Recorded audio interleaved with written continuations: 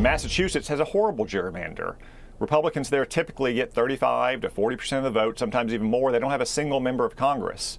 And Illinois' congressional map, I would compare to the scribblings of a small child, but it would be unfair to small children. It is a horrific gerrymander. So it's rich the Democrats have fled Texas to these deeply Democratic states. Well, that was Senator Tom Cotton here on America Reports with us last hour on the irony of the redistricting battle in Texas. Democrat state lawmakers have fled the state to try and block Republicans from redrawing the congressional map. That led to an ultimatum from the governor. They face a possibility of facing bribery charges, which is a second-degree felony in the state of Texas. There's one way to cure that, and that is if they get back to the state of Texas and make quorum today at a hearing that we have at 3 o'clock, they can cure themselves of any quid pro quo that would subject them to potential bribery charges. Let's bring in Jonathan Turley, Fox News contributor, constitutional law attorney, and professor at the George Washington University. Professor, welcome to you. Good to see you. So what tools does the governor and the state have at their disposal to get these Democrats back?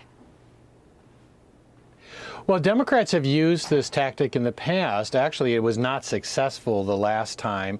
And it's the sort of legislative equivalent of a child holding his breath until his parents yield to his demands. You're more likely to pass out than prevail.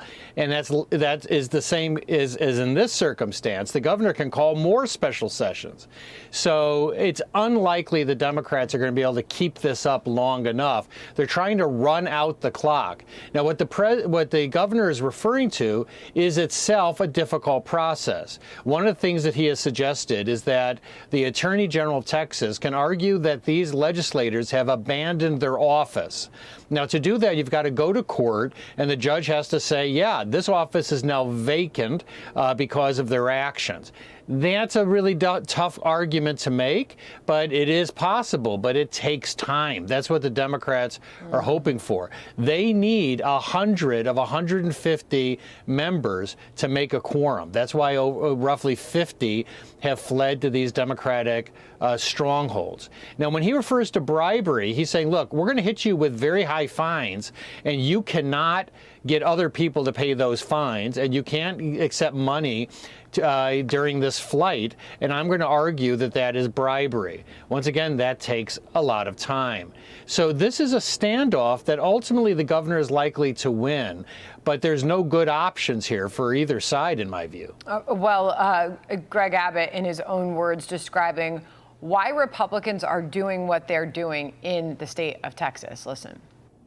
These voters in these districts won by Trump, they don't have the ability to vote for their candidate of choice now because they're in congressional districts. We have the authority legally under redistricting law to draw districts that align with the voter preferences of the voters of the state of Texas. And Donald Trump proved in these Hispanic-created districts that Hispanics, as well as other people in those districts, they want to vote Republican. Yet still, the Democrats, including the DNC chair, Ken Martin, are saying that this is Donald Trump and Republicans rigging the system.